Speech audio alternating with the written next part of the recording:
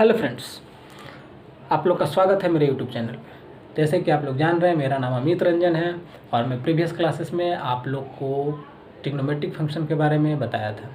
अगर किसी भी स्टूडेंट को कहीं से भी ट्रिग्नोमेट्रिक फंक्शन के बारे में डाउट हो तो आप लोग सीधा मेरे कमेंट बॉक्स पे आइएगा और आपका डाउट वहाँ पर रखिएगा। मैं उस डाउट को क्लियर करने की कोशिश करूँगा। तो स्टूडेंट, आज मैं नेक्स्ट टॉपिक लाया हूँ जिसका नाम है सेट्स। चलिए, सेट्स के बारे में हम लोग जानते हैं कि सेट्स क्या है और सेट्स को किस तरह से सॉल्व किया जाए और उसको हम लोग कैसे इजी बनाएं। चलिए हम लोग देखते हैं सेट्स।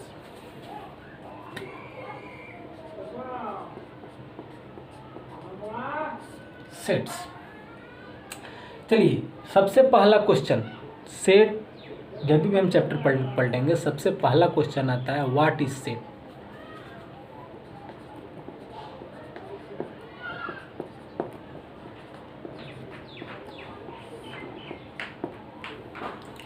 इसका बहुत वेरी सिंपल आंसर है। Set is defined, well defined collection of object. तो स्टूडेंट्स, इसमें हम लोग देखते हैं दो चीज है, कलेक्शन और वेल डिफाइंड। अगर ये दोनों चीज़ को हम लोग समझ लेंगे, कलेक्शन और वेल डिफाइंड को, तो हम लोग सेट्स का 50% क्वेश्चन सॉल्व कर देंगे और 50% चैप्टर हम लोग को समझ में आ जाएगा। सिर्फ यही दो वर्ड से। चलिए, कलेक्शन, पहला हम लोग वर्ड लेते हैं कलेक्शन।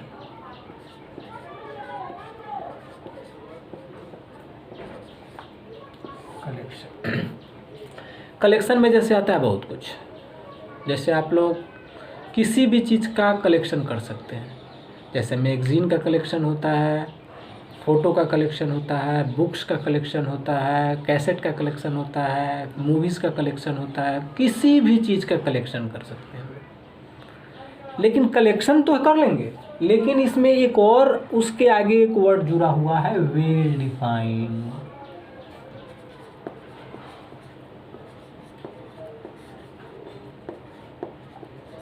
बहुत सारे स्टूडेंट्स आके यहाँ पर अटक जाते हैं कि वेल डिफाइंड कलेक्शन क्या होता है भाई।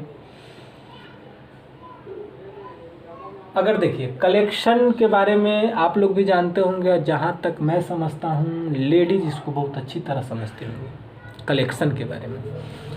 कलेक्शन क्या है, क्योंकि वो लोग को, लेडीज़ को बहुत आदत होती है sari collection, suit collection, jewellery collection, बहुत सारे कलेक्शन वो लोग करते हैं। तो कलेक्शन में हम लोग कुछ भी लेते हैं, एनीथिंग। लेकिन वेल डिफाइंड जहाँ पर आता है, वेल डिफाइंड का मतलब होता है कलेक्शन वही चीज़ करना चाहिए जो कि पर्सन टू पर्सन वेरी ना करता हो, चेंज ना करता हो, तभी वो सेट होगा, नहीं तो वो सेट नहीं होगा। अगर पर्सन टू पर्सन चेंज हो गया, वेरी कर गया, तो वो सेट नहीं होगा। अगर पर्सन टू पर्सन चेंज नहीं कर रहा है, एक ही है, तो उसको सेट बोल सकते हैं। तब इसका मतलब, वेल डिफाइंड का मतलब वही है कि पर्सन टू पर्सन चेंज नहीं करना चाहिए। चलिए, मैं आप लोग को एक एग्जांपल देता हूँ। उस एग्जांपल के आधार पर आप लोग समझ जाइएगा कि कलेक्शन क्या है और वेल डिफाइंड क्या है, दोनों में अंतर क्या है, समझिएगा। चलिए देखते हैं। चलिए, टीचर क्लास में स्टूडेंट से पूछता है, दो स्टूडेंट को खड़ा करता है, भाई उठो, और वो पूछता है, दो क्वेश्चन पूछता है। पहला क्वेश्चन मैं लिख रहा हूँ और सेकंड क्वेश्चन उसके बाद में रिपीट करूँगा। पहला क्वेश्चन, पहला स्टूडेंट हुआ गोलू, दूसरा हुआ रवि। चलिए, पहला क्वेश्चन हुआ, चलो गोलू बताओ कि जो टॉप 5 बॉलीवुड एक्टर्स के बारे में बताओ। भाई 5 बॉलीवुड एक्टर्स के बारे में बताओ। गोलू का आंसर हुआ 5। पहला हो गया शाहरुख खान, दूसरा हो गया सलमान खान, तीसरा हो गया आमिर खान, चौथा हो गया अमिताभ बच्चन, पांचवा हो गया आपका अक्षय कुमार। आपसे दिया भी आता है। टीचर अगेन जाता है रवि के पास, रवि तुम बताओ। रवि का आंसर आ रहा है, रवि का आंसर पहला हुआ अजय देवगन, दूसरा होगा रणबीर कपूर, तीसरा हो गया रणवीर सिंह, चौथा हो गया जॉन भाई, और पांचवा हो गया शाहिद कपूर। क्या ये वेरी कर रहा है? ये गोलू का कलेक्शन अलग है, रवि का कलेक्शन अलग है, दोनों का कलेक्शन अलग अलग है। मीन्स इसका सिंपल वर्ड में ये सेट नहीं है, सिंपल वर्ड में ये सेट नहीं। अगेन टीचर क्वेश्चन पूछा, दूसरा क्वेश्चन क्या हो गया? ऑड नेचुरल नंबर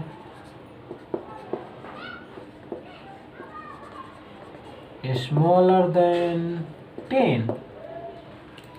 गोलू फटाफट जवाब देता है क्या? 1 3 5 7 9। अगेन रवि से पूछा, रवि तुम बताओ odd natural number smaller than 10। Ravi भी आंसर दिया 1 3 5 7 9। दोनों सेम आंसर सेम है, मीन्स ये सेट है। तीसरा क्वेश्चन एक और एग्जांपल में दे रहा हूँ। अगेन टीचर रवि से पूछा, गोलू से पूछा कि भाई इंग्लिश अल्फ़ाबेट में अब वॉवेल कितने प्रकार का होता है, क्या क्या वॉवेल होता है? तो रवि बताया A E I O U। फिर रवि बताया, ये गोलू बताया, फिर रवि क्या बता रहा है? AEIOU। मीन्स ये सेट है, दोनों का आंसर सेम है। तो मीन्स इस एग्जाम्पल के आधार पे आप लोग क्लियर हो गए कि वेल डिफाइंड क्या है, कलेक्शन क्या है और सेट क्या है।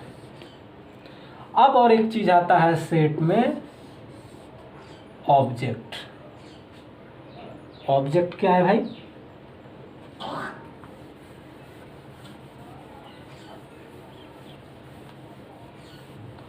चलिए ऑब्जेक्ट क्या है?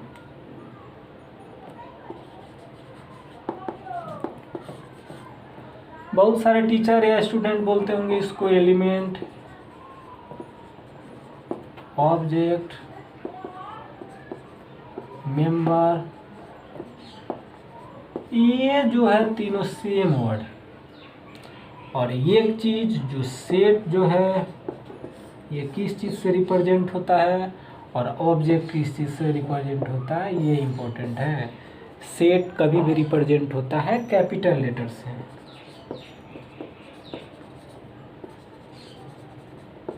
कैपिटल लेटर से, मीन्स ABCDE। और ऑब्जेक्ट कभी भी रिप्रेजेंट होता है स्मॉल लेटर से।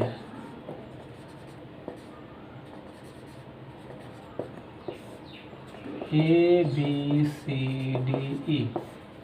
क्लियर हो गया फ्रेंड्स?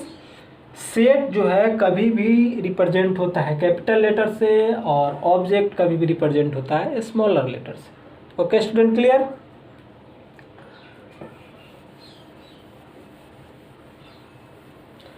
चलिए अब इसमें मैं और एक बता रहा हूं कि सेट में जो है ये दो फॉर्म से बना हुआ है।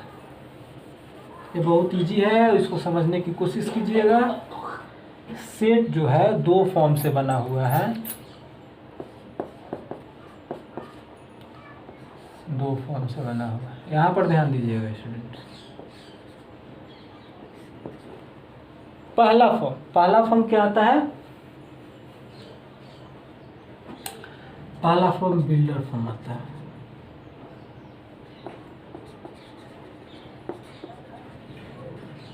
और दूसरा रोस्टर फॉर्म आता है और टेबुलर फॉर्म।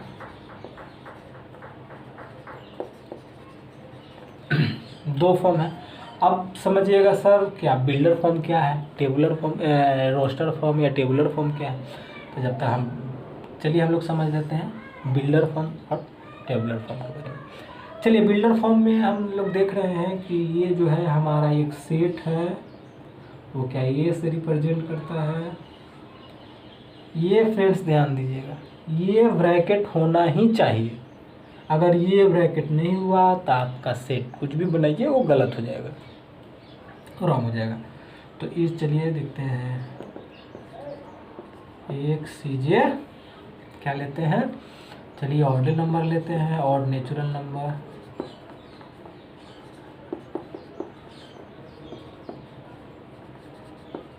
Smaller than 10। इसका आंसर क्या हो गया फ्रेंड्स, इसका आंसर हम इधर लिख देते हैं। इसका ये 1 3 5 7 9 ये ब्रैकेट के अंदर कभी भी दीजिएगा तो ये कोमा जरूर होना चाहिए, नहीं तो रॉन्ग हो जाएगा। इस तरह आप लिख दीजिएगा ना 1 3 5 7 9 तो ये हो जाएगा रॉन्ग, कट जाएगा। इसके लिए इसको कोमा देना अनिवार्य है, जरूरी है। ओके, तो यही इस फॉर्म को बोलते हैं विल्डर फॉर्म, और इस फॉर्म को क्या बोलते हैं स्टूडेंट, रोस्टर और टेबुलर फॉर्म। तो बिल्डर फॉर्म और टेबुलर फॉर्म आप लोग को जहाँ तक मैं समझ रहा हूँ समझ में आ गया। लेकिन फ्रेंड्स एक और मैं आप लोग को बताना चाह रहा हूँ, इसमें जो है मान लीजिए आप को एक क्वेश्चन मिला, उसमें दिया हो ये सेट जो है वो दिया हो, लिख रहा है एक सीजे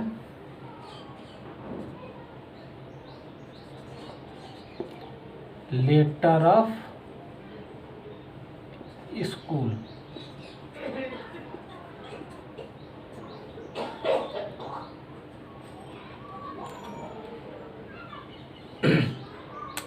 तो आप इसको टेबुलर फॉर्म में कैसे लिखेगा, ध्यान दीजिए ये जरूरी है। सॉरी, इस चीज को कैसे लिखेगा, तो यहाँ पर देखिए इसका आंसर हो जाएगा ACHOL।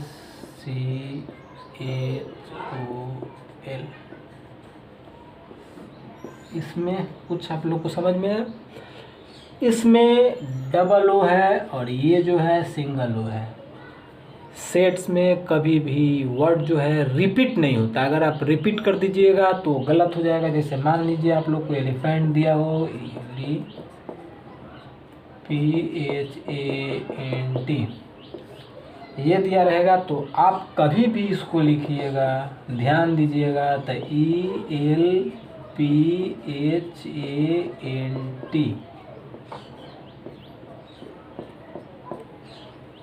ध्यान दीजिएगा वर्ड रिपीट नहीं होना चाहिए, कोई भी लेटर या नंबर्स रिपीट नहीं होना चाहिए। मान लीजिए आप लोग को क्वेश्चन आ गया,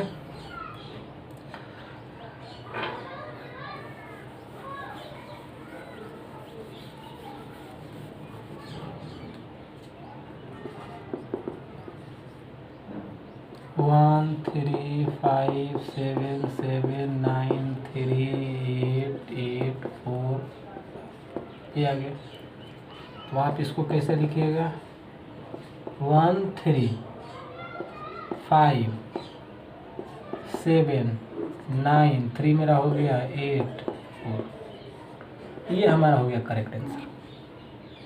ओके, तो समझ में आ गया।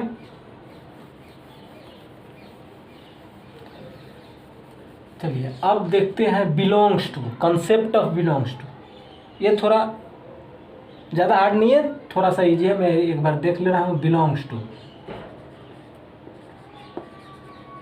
कंसेप्ट्स ऑफ बिलोंग्स टू, ये है क्या belongs to, concept of belongs to. Suppose मान लीजिए क्वेश्चन आपका हो गया एक,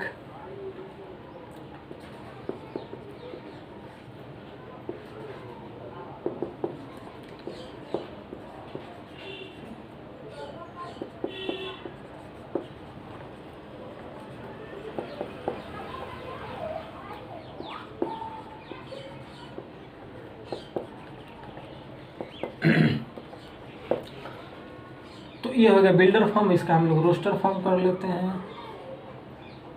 तो ये अलग रोस्टर फॉर्म हो गया 1 3 5 7 9। अब यहाँ पर बिलोंग टू कंसेप्ट में आते हैं। क्या हो गया हमारा 1 बिलोंग्स टू ए, या होगा ए बिलोंग्स टू 1। क्या होगा 1 बिलोंग्स टू ए होगा या ये बिलोंग्स टू 1 होगा? थोड़ा ध्यान दीजिए, ये हमारा ऑब्जेक्ट है और ये हमारा सेट है, तो मीन्स ये कभी भी बिलोंग्स टू होगा कि इसी का होगा। आपसे कभी भी पूछा जाएगा कि आपके पिताजी कौन है, ठीक है, तो आपके अंडर फैमिली है, उसका जो हेड है वो आपके फादर है, और उस फादर के मान लीजिए 2-3 बच्चे हैं, तो वो बच्चा बिलोंग्स टू फादर होता है। ओके, तो ये 1 बिलोंग्स टू ये हो जाएगा आपका रॉन्ग, ए बिलोंग्स टू 1 नहीं होगा, 1 बिलोंग्स टू ये होगा, ये ध्यान दीजिएगा, ये हो जाएगा रॉन्ग। अब मान लीजिए 2, क्या इसमें 2 है? ऑड नंबर में 2 है? नहीं है, तो ये होगा डजंट बिलोंग टू ए। समझ गए? क्लियर हो गया हमारा बिलोंग्स टू कंसेप्ट, क्लियर हो गया। मतलब बिलोंग्स टू रिप्रेजेंट करता है इससे, और डजंट बिलोंग्स टू रिप्रेजेंट करता है, बस एक कट दे देंगे, हो गया doesn't belongs to. Okay students, concept of belongs to clear हो गया। अब इसमें देखिए एक आता है नंबर्स। नंबर्स के बारे में आप लोग जानते होंगे, प्रीवियस क्लासेस में पढ़े होंगे। अगर आप लोग को नंबर्स के बारे में जानना है, अगर कंसेप्ट नंबर्स का क्लियर नहीं है, तो आप लोग कमेंट बॉक्स में आइएगा और मैं नंबर्स के बारे में भी क्लियर कर दूंगा। ओके, थोड़ा बहुत मैं ओवरलुक कर दे रहा हूँ, तो आप प्लीज़ समझने की कोशिश कीजिए। नंबर्स क्या है? रियल नंबर सब है, रियल नंबर्स। चलिए, रियल नंबर्स में क्या होता है? रियल नंबर्स में 2 चीज़ होता है, 2 आता है, ये 2 भाग में डिवाइड होता है। मेरे ख्याल से आप लोग जानते होंगे, नहीं जान रहे हैं तो देखिए, 2 पार्ट में क्लियर होता है। एक पार्ट होता है विथ डेसिमल और एक पार्ट होता है विदाउट डेसिमल। विथ डेसिमल और विदाउट डेसिमल। विथ डेसिमल में क्या होता है? ध्यान से देखिएगा स्टूडेंट, बहुत सारे क्वेश्चंस आएंगे इस चीज़ पे, ध्यान से देखिएगा। विथ डेसिमल में आता है सपोज -3 -2 -1 0 1 2 3। इसका मतलब हो गया इन्फिनिटी। अगर मान लीजिए आप लोग को लिखना इन्फिनिटी, आप ये इस तरह डॉट डॉट डॉट डॉट मत दीजिएगा। ये व्हाट्सएप और फेसबुक ग्रुप नहीं है जिसमें आप डॉट डॉट डॉट डॉट मार दिया, मात्र 3 डॉट दीजिएगा, मीन्स हो गया इन्फिनिटी। अगर टीचर अच्छा रहे तो अगर डॉट डॉट डॉट दीजिएगा तो काट देगा, इसे 3 डॉट से ज़्यादा नहीं देना है। ये हो गया। इसमें भी हमारा 2 चीज़ हो रहा है, एक हो रहा है हमारा यहाँ से निगेटिव आ रहा है और यहाँ से हो रहा है, तो ये जो हमारा है इसको हम लोग बोलेंगे पॉजिटिव इंटीजर्स, और ये होता है निगेटिव इंटीजर्स। ठीक, अब भाई 0 बच गया, ये आगे मैं बता दूंगा 0 कहाँ पर यूज होता है। अब चलिए विदाउट डेसिमल हमारा क्लियर हो गया। अब इसमें आता है विद डेसिमल। विद डेसिमल में क्या होता है? इसमें देखिए 3 चीज़ होता है।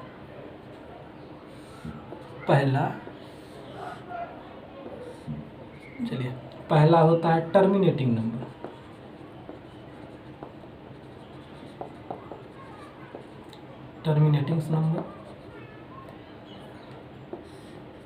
दूसरा होता है नॉन टर्मिनेटिंग नंबर,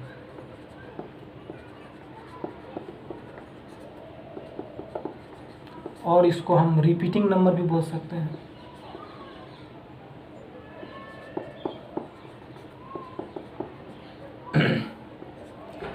तीसरा होता है इरेशनल नंबर। इरेशनल नंबर, ठीक है।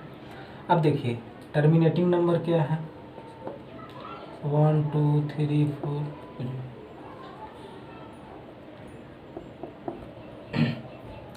नॉन टर्मिनेटिंग नंबर्स या रिपीटिंग नंबर्स, कुछ भी नंबर रिपीट करता है, 1 2 1 2 1 2 कुछ भी। और इरेशनल नंबर क्या होता है, जहाँ तक मैं समझ रहा हूँ आप लोग जानते होंगे, तो ये होता है 1 2 3 5 8 7 9 कुछ भी, समझ गए। और ये दोनों चीज़ को, टर्मिनेटिंग और नॉन टर्मिनेटिंग नंबर को हम लोग क्या बोलते हैं, रेशनल नंबर। Rational numbers.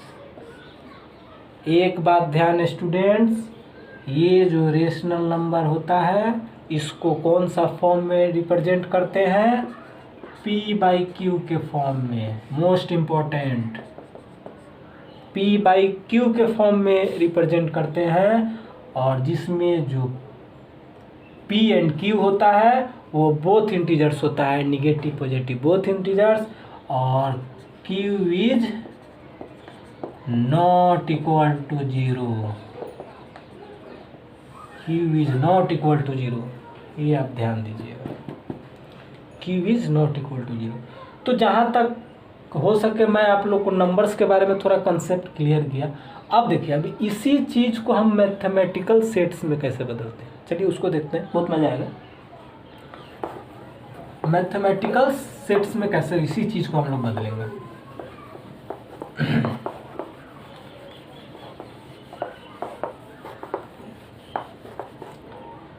चलिए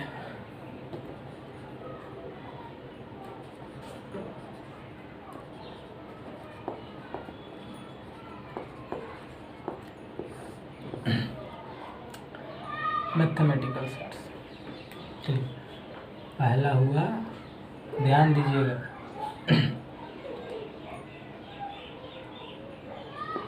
नेचुरल नंबर। नेचुरल नंबर्स इसको किस चीज से रिप्रेजेंट करते हैं, n से। अब चलिए ये नेचुरल नंबर हो गया सॉरी। अब इसको हम लोग, ये तो इसको हम लोग चलिए यहाँ पर देखते हैं रेशनल नंबर की, समझ में आ गया।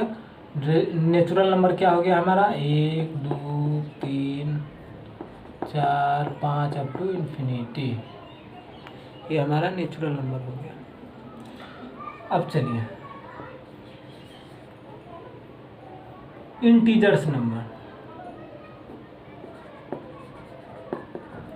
सेट्स ऑफ नेचुरल नंबर हो गया। चलिए sets of integer number, integer number इसको किस चीज़ से डिनोट करते हैं भाई, इसको करते हैं जेड से। ओके, इसमें क्या होता है मैं आप लोगों को बताया था थोड़ी देर पहले,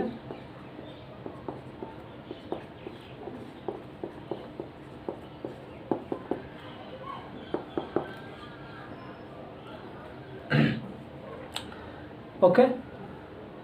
अब इसमें आप लोग से पूछा जाए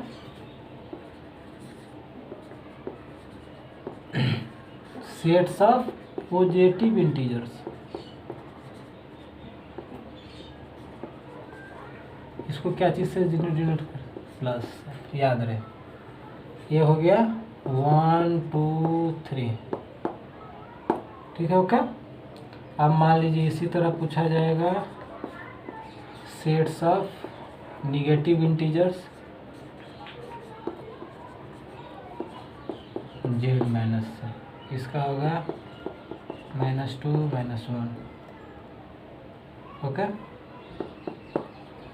समझ गए फ्रेंड्स। चलिए ये आप लोग को समझ गए, और भी इसमें कुछ है मैं बता रहा हूँ, जो भी हो वीडियो पॉज करके आप लोग नोट बना सकते हैं, नोट डाउन कर सकते हैं। ओके, अब देखिए और इसमें आता है समझ में, ये देखिए वो जो मैंने लिखा तो उसका जो था टेबुलर फॉर्म और रोस्टर बिल्डर फॉर्म और टेबुलर फॉर्म दोनों था, लेकिन अब मैं जो देने जा रहा हूँ उसका जो है टेबुलर फॉर्म होता नहीं है, टेबुलर फॉर्म रिप्रेजेंट नहीं करता। वो देखते हैं वो क्या क्या है, रिप्रेजेंट नहीं करता tabular form. Sets of irrational number, इसको किस से डिनोट करते हैं भाई, क्यू से। सेट्स ऑफ रियल नंबर्स, इसको क्या चीज से डिनोट करते हैं, आर से।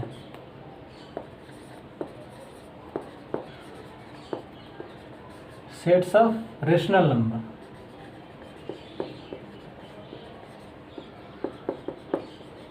इसको टी से। स्टूडेंट ये क्लियर होना चाहिए, इसका जो है टेबुलर फॉर्म रिप्रेजेंट नहीं करता, इसका टेबुलर फॉर्म रिप्रेजेंट नहीं करता, समझ लीजिए स्टूडेंट्स। ओके, समझ में आ गया। और एक चीज़ मैं थोड़ा यहाँ पर गलती कर दिया, वो आप लोग ध्यान दीजिएगा, ये जो है रिप्रेजेंट करता है टी से और ये रिप्रेजेंट करता है क्यू से। ओके, मैं मिस्टेक किया यहाँ पर, उसके लिए सॉरी। आप देखिए, इस चीज़ को क्लियर कीजिएगा कंसेप्ट, तो आपका 80% मैथ्स जो है सॉल्व हो जाएगा। ओके स्टूडेंट्स, चलिए तो मैं ये आप लोग को समझ में आ गया। Okay, thank you. और मैं नेक्स्ट सेशन स्टार्ट करूँगा अगले दिन। Thank you.